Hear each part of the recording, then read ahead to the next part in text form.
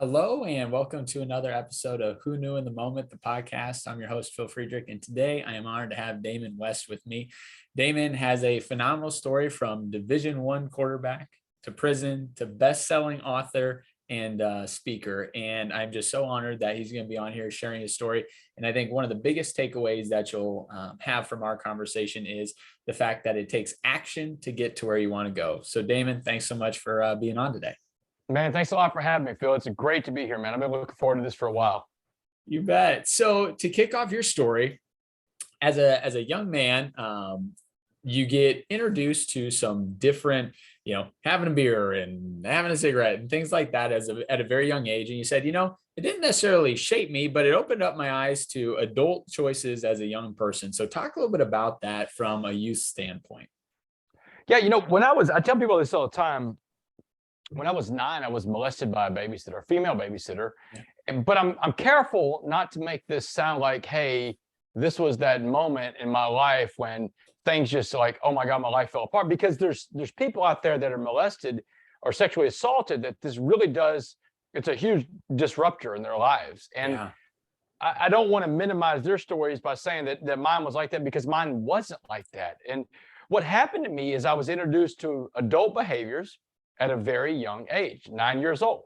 And it was almost like a big door, the door that you can't get on the other side of because you have to be an adult to go in that door. I was allowed access into that room at 9 years old. And on the other side of that door, there were all these little doors that you could just fling open because there's no locks on those doors, because adults can just make choices all the time and there's nobody there to stop you. So there I am at 9 with all these doors open up to me. And whenever I was 10, I opened that first door, which was drinking. I had my first beer. I was sneaking in a fridge, getting my dad's beer, but I liked the way it felt. I liked the effects of the chemicals on my body, the chemical of alcohol in my body. But I didn't stop there, because there's other doors there. There's smoking cigarettes, there's smoking dope. And by the time I was 12, I was smoking pot. I had a lot of character issues, and I'd skip school and I'd get in trouble, but I could throw a football, Phil.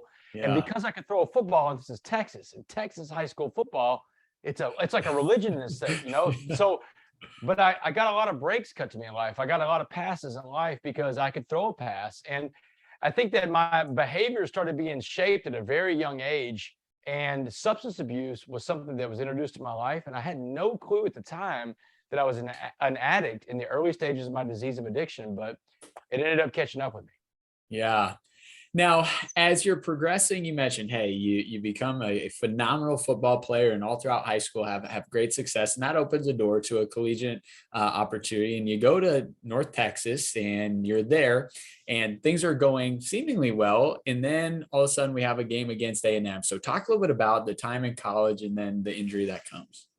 Yeah, and first of all, thank you for doing the research, man, because it's clear that you know what you're talking about. So it's always nice to come on to a podcast or be interviewed by someone that actually knows your story. And so what you're talking about is September 21st, 1996. We were playing against Texas A&M, beautiful Saturday in College Station, Texas. I'm 20 years old. I've become the starting quarterback of my team. And look, my identity is wrapped up in being a football player. It's what I've put all the cards, all the chips have been moved to the center of the table. I am a football player. That's what I identify with.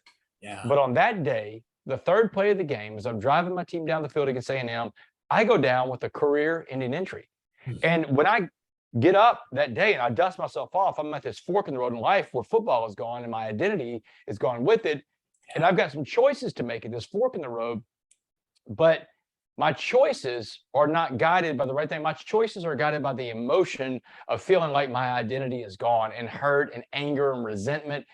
And so I did what so many addicts do when they have resentment and anger. I put in. But I'm not just putting in alcohol and smoking some pot now. I'm doing the hardcore drugs because I really got to change the way I feel. The chemicals have to be stronger, and it's cocaine, it's ecstasy, it's pills. So I got into hardcore drugs after that happened in 1996. And that was really a fork in the road in my life.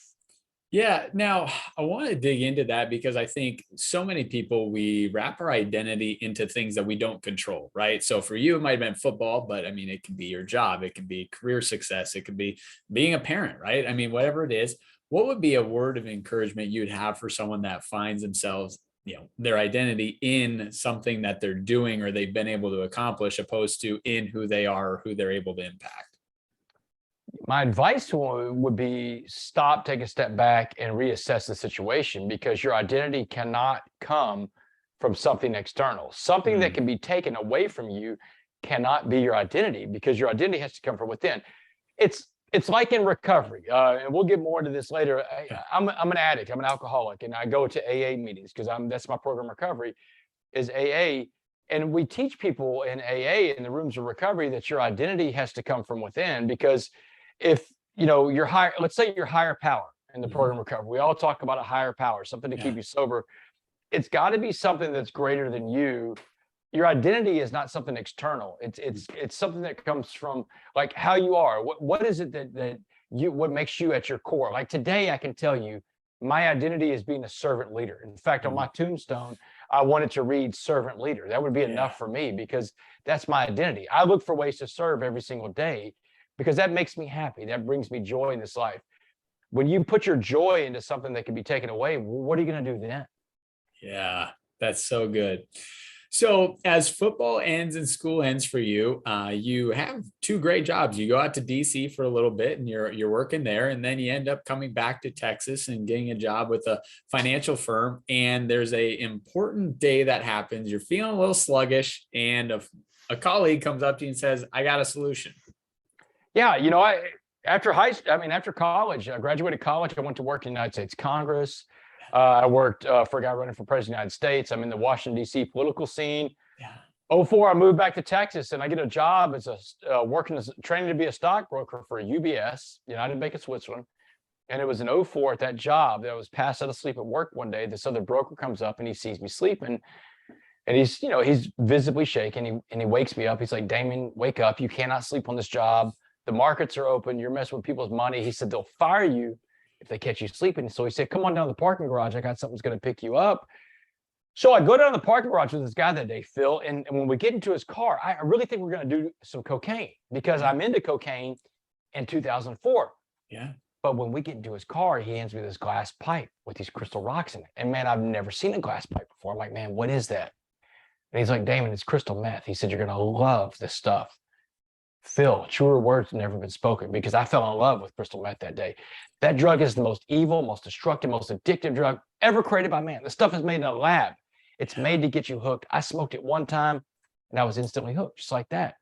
And I could not give everything away fast enough for that drug. My job, my home, my car, my savings account, my Yeah. family, my tethering to God. Within 18 months from the first hit of that pipe, I went from working on Wall Street to living on the streets of Dallas.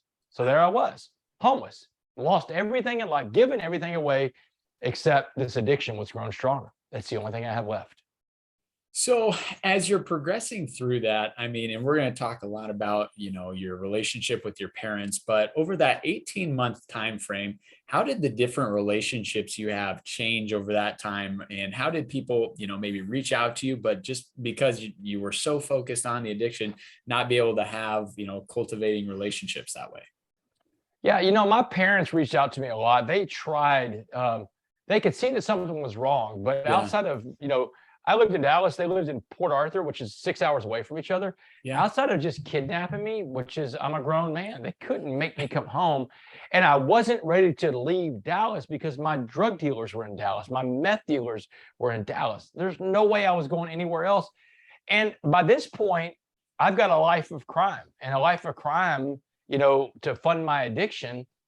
And look, I get into this underworld that, Yeah. you separate yourself. The relationships I had with people like my family, people that followed the law, people that did good, I got further and further away from them. Mm. At one point when I would just lie to my parents about what I'm doing, where I was, then I just stopped taking their calls altogether. I remember there was a day when I was going through this in probably 2006, 2007. I'm going through my phone, which is just another one of these phones that I've got. My phone number changes all the time, but I've got the same phone. And I'm looking through my phone, and I'm looking at the phone numbers in my phone book. Your phone book will tell you a lot about who you are. Yeah. And at one time, my phone had a list of senators, congressmen, chiefs of staffs, people that worked in the White House, bankers, doctors, lawyers, pillars of society. But now my phone just had the numbers of drug dealers, Wow. pushers and thieves and other criminals in the underworld. And I remember thinking to myself, "Damn, Damon, what happened to you?" But it's those little moments like that that were just like a moment of lucidity where I was Yeah. lucid enough to understand something's changed, but I wasn't prepared to do anything with it. And all the interventions that people wanted to have in my family, they weren't going to connect because I wasn't going to allow it to. Because ultimately, at the end of the day, we make our own choices. We make our own decisions. No one can make us change. We are responsible for that change. That is so good. That is so good. Now, as you mentioned, you get into a life of crime, and once again, we have to fund the addiction, and so we're kind of breaking in and taking things. And so, talk about how that kind of came to be, but then also the day where you're sitting in the apartment with your drug dealer, and we hear the window break in. Yeah. So I mean, so I start committing crimes to fund my addiction. You know, it's like it starts off as petty crimes. I'm breaking into cars, I'm breaking into storage units, and eventually I start breaking into people's houses. And this is the crime of burglary. And I tell people all the time, I didn't just break into houses and steal people's property when I broke into their homes. I stole their sense of security. Hell, I don't even know if my victims will ever regain that. They'll live with that for the rest of their lives. But after 3 years of committing property crimes against the people of Dallas, Texas, the Dallas SWAT team on July 30th, 2008, put an end to the uptown burglaries. That's what they called the crime spree I was on, because the uptown neighborhood of Dallas, where I once lived when I was a stockbroker, was where I was breaking into people's houses. And on July 30th, 2008, a day I'll never forget, I'm sitting there on the couch. I'm smoking meth with my meth dealer, this guy named Tex. I'm passing the pipe back and forth. And as I'm doing it, I'm telling Tex that, Tex, you don't want to be here. The end is near. The cops are closing in. 10 days before this guy that I was doing all these burglaries with in Dallas, this guy named Dustin, had been picked up by the Dallas Police Department in a stolen car. So they've got my partner in crime in custody. I know it's just a matter of time before they get to me. And just as I pass that pipe back to Tex, the window on my right blows out, it shatters. And then tumbling across that living room floor is this little canister going end over end, and it's smoking on one side. And man, like Phil, I've seen this movie before. I know what that canister is about to do. And I tried to get out of that living room as fast as I could. Too late. Boom! The flashbang grenade goes off right in my face. Bright white light, loud noise, blows me back on the couch. And when I came to and I can see and hear again, there was a cop. So he's standing over me in full SWAT riot gear. He's got his boot on my chest. The barrel of an assault rifle is digging in my eye socket. His fingers over the trigger, and he is screaming at the top of his lungs, "Don't move, don't move." Man, I looked at this cop and I screamed back at him. I was like, "Man, don't worry, So, yeah, I mean, you've got a gun in my eye, man. These cops are flooding into my apartment, and one of them screams out loud, "We got him. We got the uptown burglar." That's what they called me, the uptown burglar, a name I'll never escape the rest of my life. Because about a dozen other meth addicts and myself, young and old, male and female, black and white, and everything in between, we indiscriminately and without reservation broke into the homes of dozens of people in the uptown neighborhood of Dallas to feed our insatiable meth habits. July 30th, 2008, though, Phil, day I'll never forget. That was the day that SWAT team didn't just arrest me. They rescued me that day. Yeah. So as you've now been arrested, right? We have the court hearing. Court hearing takes 6 days and 10 minutes of deliberation. But after the deliberation, you have a conversation with your parents, and your mom has a very, we'll say, direct, but if you really wanted to call it loving, you would, conversation with you. So talk a little bit about that phase. Yeah, it's like, when I came back into the courtroom after the jury goes for 10 minutes to deliberate, as a defendant, that's not a good sign. It means there's really not a lot they had to think about. And they came back with a 65-year sentence. So they sentenced me to life in prison, because 65 in Texas is life. And as soon as the trial was over, the sheriff and the bailiff, they escorted me out of there. They put me in this little side room. It's got a bulletproof glass. And my mom and my dad are brought in on the other side of that glass. They're going to give my parents one last visit with me before I go to prison. And so my mom does all the talking, and she's telling me, she's like, baby, debts in life demand to be paid, and you just got hit with one hell of a bill from the state of Texas. She said, but you did the things they said you did at that trial, so you're going to have to go pay that debt to society. You owe Texas that debt, but you owe your father and I a debt too. She said, we gave you all the opportunity, love, and support to be anything you wanted to be in life, and that's how you just repaid us what we saw in that courtroom. She said, so the debt you're going to pay to your father and I is that when you go to prison, you will not get in one of these white hate groups, one of these Aryan Brotherhood type of gangs, because you're scared because you're the minority in there. She said, it's not going to work. You were never raised to be a racist, and you're not going to start now. And she said, you will not get any tattoos while you're inside that prison. She said, no gangs, no tattoos. She said, you come back as the man we raised, or don't come back at all. And Phil, I'm floored. I'm just like, whoa. She said, do you understand this debt you're going to pay? I was like, yeah, Mom, I got it. I understand it. But I mean, what do I know, Phil? I've never been to prison before. I mean, I'm a white middle-class guy in America. But she said, do you understand this debt you're going to pay? I was like, yeah, I got it, Mom. Yeah. So there I am in Dallas County Jail. I'm waiting for the prison bus to come pick me up. I've got about 2 months before the bus comes to get me. And I'm asking every guy that's in the Dallas County Jail that's been to prison before, how am I going to survive? You know, what am I going to do? And every guy I talked to, black, white, Asian, Hispanic, they told me the same thing. You have to get into a gang. You won't survive without a gang. The gang is going to be your family. The gang is going to love you. You know, but there was this one guy in Dallas County Jail that was different than everybody else, this older black man named Mr. Jackson. Yeah. He was the one that shared with me some of the most important information. I bet you know what he shared with me, don't you? I do. And it's so important to me because probably about 4 years ago, you had made a post with these 3 items, and I read it and I was like, this is amazing. And so he shares with you 2 things. One is about a carrot, an egg, and a coffee bean. But the second is that you need to smile. So talk a little bit about that great information he gave you. So yeah, he was telling me to anticipate prison being the hottest pot of boiling water there is. And he said, so in this pot of boiling water we call prison, I'm going to put 3 things in there: a carrot, an egg, and a coffee bean. So here's where I first heard the allegory of the coffee bean, the summer of 2009 in Dallas County Jail. So he's like, you know, he said, first things first. He said, if I put a carrot in that pot of boiling water we call prison, he said, what happens to the carrot? And I was like, man, the carrot's going to turn soft. And he said, that's right. He said, carrots go into the water hard, but the water, the prison, turns the hard carrot soft and mushy and weak. And, you know, he's telling me the carrot gets beat, gets robbed, may get raped, may get killed. You don't want to be the carrot inside the prison. Then he said, what about the egg? What happened to the egg in the pot of boiling water we call prison? And I was like, well, you know, the egg is going to turn hard, man, like a hard-boiled egg. He said, that's right. He said the egg has a shell that protects it physically, but inside that shell, that soft liquid core, the egg's heart becomes hardened. And he said, if your heart becomes hardened, now you're incapable of giving or receiving love.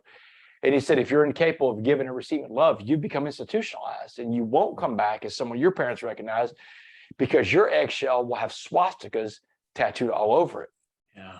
And so he asked me the big question: tell me what happens to the coffee bean. What about the coffee bean in the pot of boiling water we call prison? And I didn't have an answer for Mr. Jackson. I didn't know what happened to a coffee bean in a pot of boiling water. And that's when Mr. Jackson, a man that looked nothing like me, didn't come from the same America that I came from, didn't believe the same things I believed in life fundamentally or spiritually.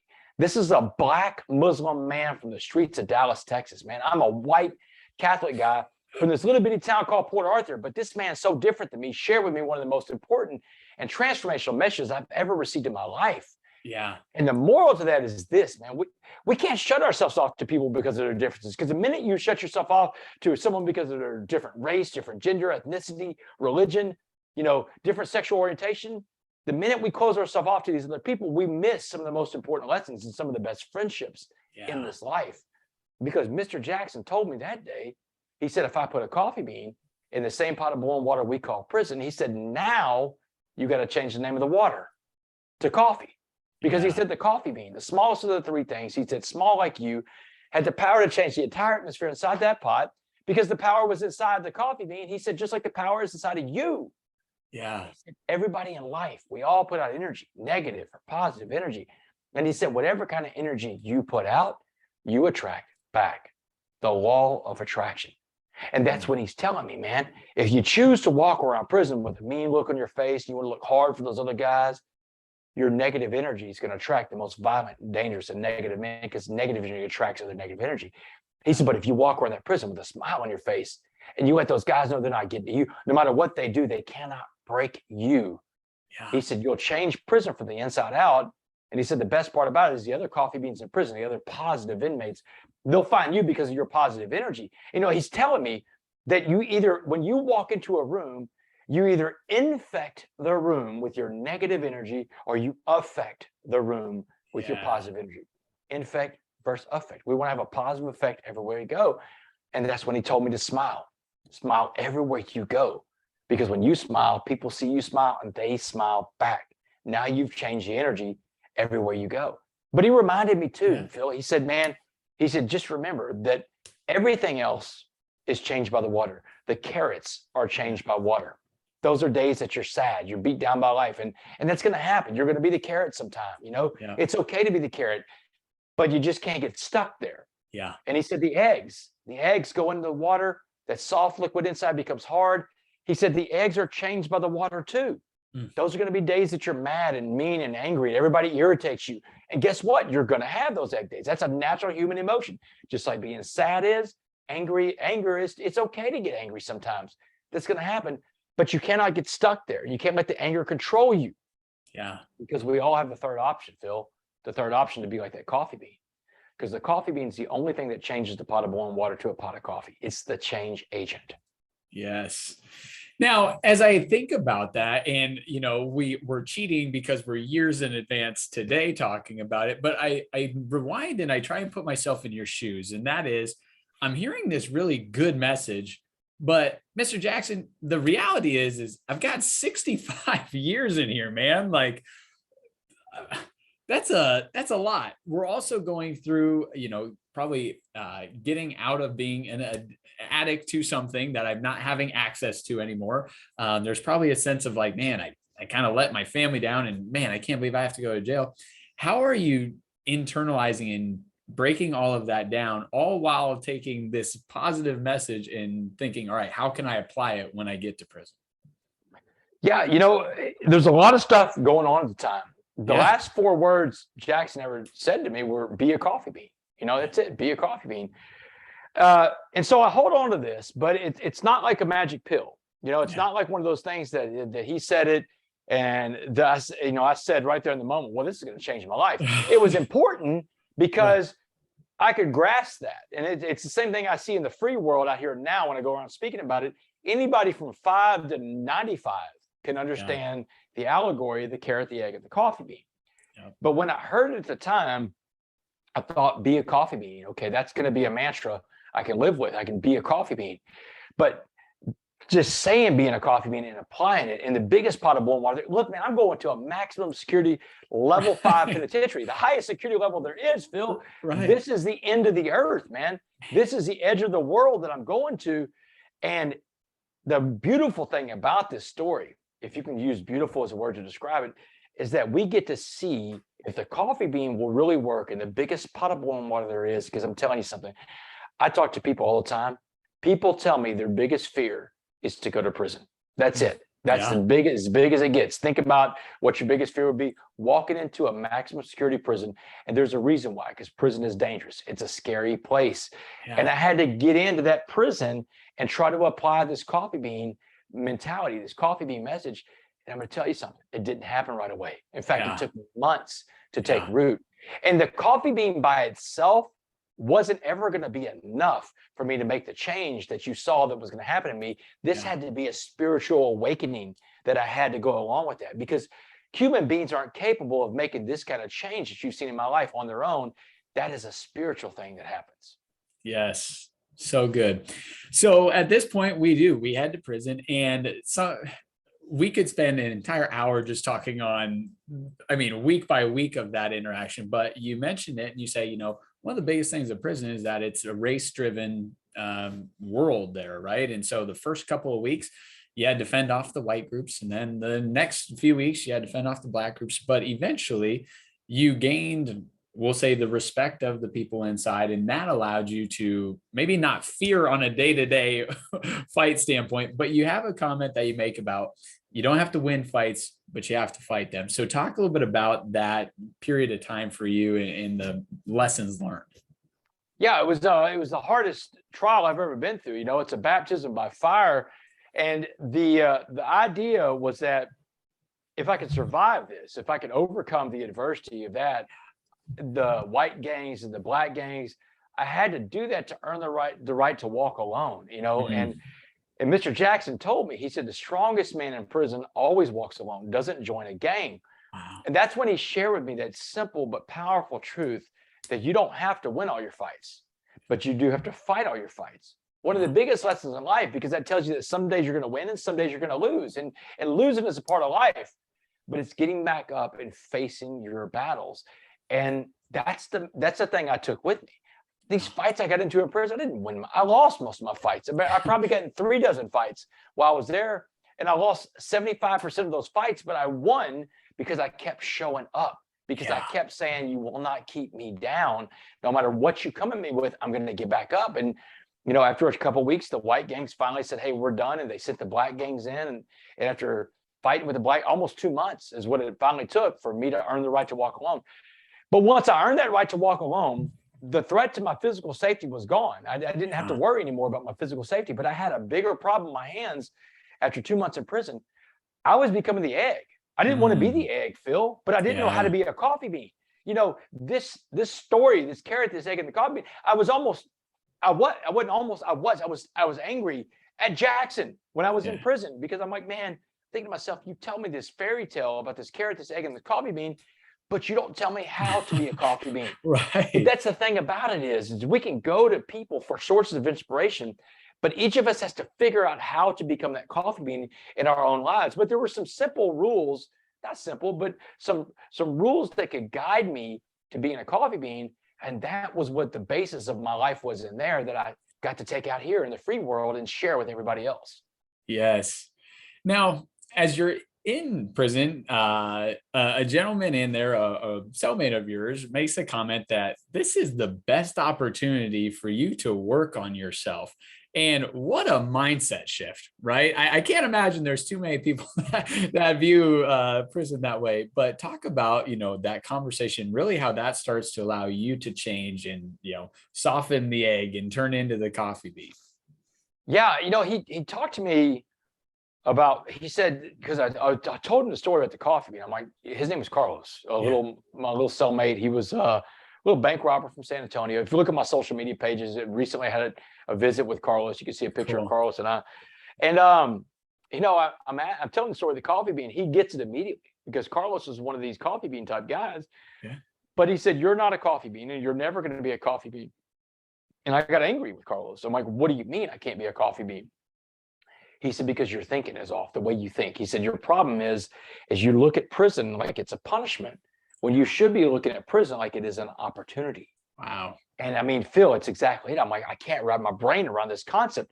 I am in a maximum security level 5 penitentiary, the highest security level there is. I just got done fighting for 2 months for my right to even exist. I don't know if I'm going to survive. I don't know if I'm ever going home. And this little bank robber who's also serving life is sitting there telling me this is the best opportunity I'm going to get in life. This is wonderful. I can't wrap my brain around it. I'm like, Carlos, explain this to me more. Yeah. And he told me, he said, this is your opportunity, West. He said, your opportunity to work on yourself 24 hours a day, 7 days a week, becoming the best version of yourself possible. And it lights out that night. He peeks his head down from the top bunk. He says, psst.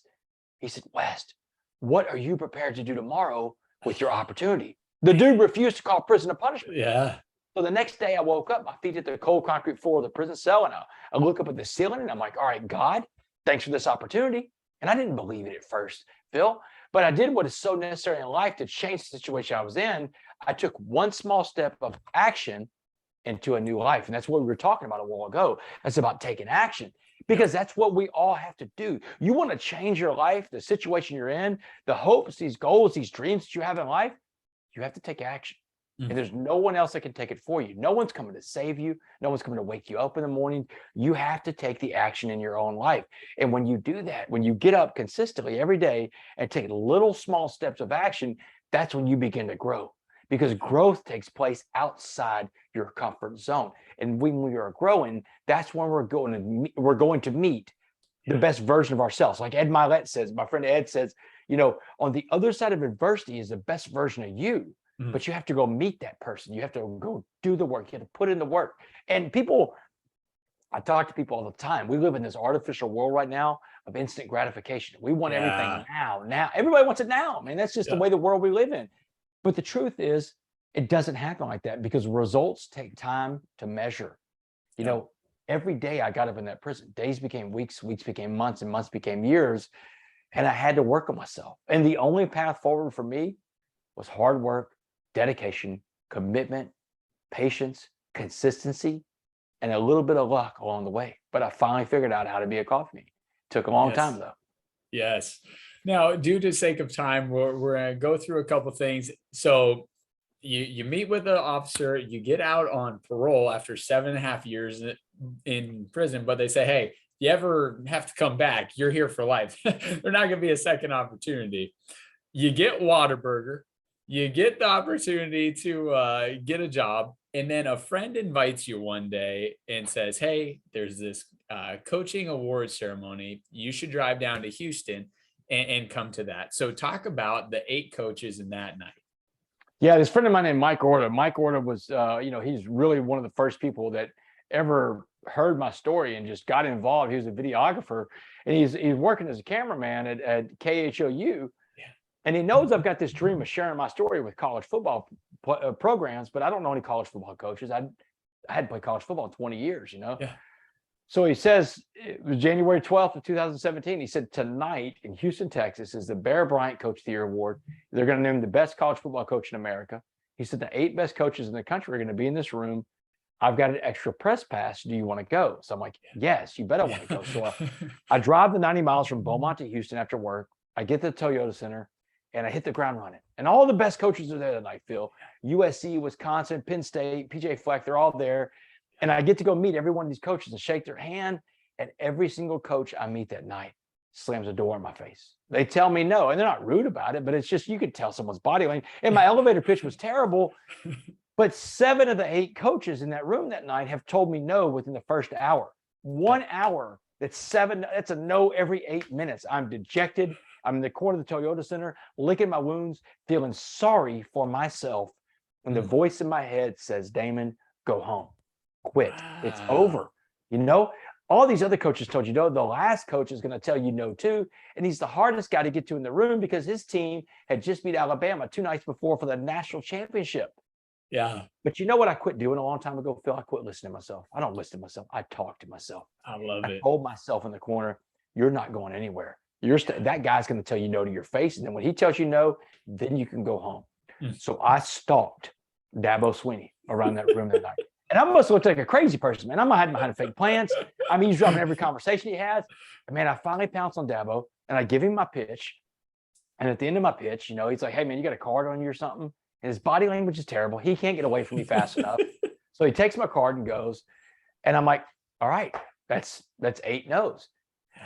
I went home and I slept like a baby that night. I'm going to tell you why, Phil. Because I left it all on the field. We tell people at a young age, give it all you got. That's what we learn when we're kids when we play sports. Give it all you got. Give it your best shot. Sometimes you're going to win. Sometimes you're going to lose. But it doesn't matter if you lose as long as you gave it everything you had. You have no regrets. Yeah. You don't have to win all your fights, but you have to fight all your fights. Yes. I fought all my fights. I went home that night, forgot all about that night, to be honest with you. 4 months later, I get an email from the director of football operations at Clemson, a guy named Mike Dooley. And Mike Dooley says, hey, Damon, Coach Swinney met you at the award show in Houston. He'd love to have you come talk to the team. Do you have August 1st open? And I'm like, dude, I got every first open, man. I got nothing going on in my life at this time. So August 1st, 2017, I go speak to the Clemson Tigers, the defending national champions of college football. And when I got done with my presentation that night, Dabo was up in my face. And he's like, man, he said, Damon, that's the most amazing story I've ever heard. I've never seen my players respond like that to a speaker. Yeah. He said, man, have you been to Alabama yet? Yeah. And I was like, no, man, I've been to Clemson. I haven't been anywhere.